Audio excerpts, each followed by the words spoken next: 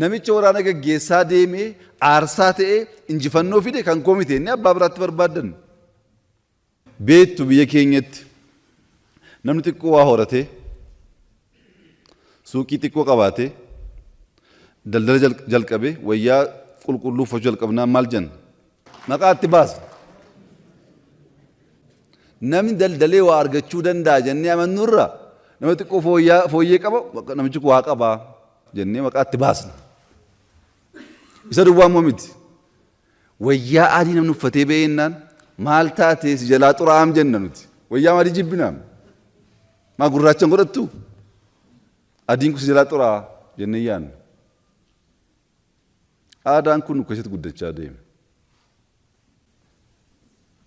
Isa jijjiiruutu rakkoo nutti fidaa jira. Qalbii jijjiiranaatu rakkoo guddaa nutti fidaa jira.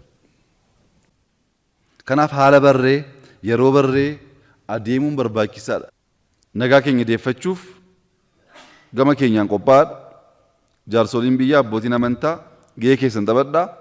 Warri baddaa jirtanis ergaan kunis naga'u. Maqaa Oromootiin qabsaa Oromoo saamuu Oromoo ajjeesuu Oromoon akka misoomne misooma isa dhaabsisuun Oromoof qabsaa'uu ta'uu hin danda'u. Waa'ee misoomaa kaastaniittu eenyu dhaabe nu dhaabe? Namni Oromoof qabsaa'uuf Oromoof gaddu jiraannaan aanaan wal dhibuu danda'a.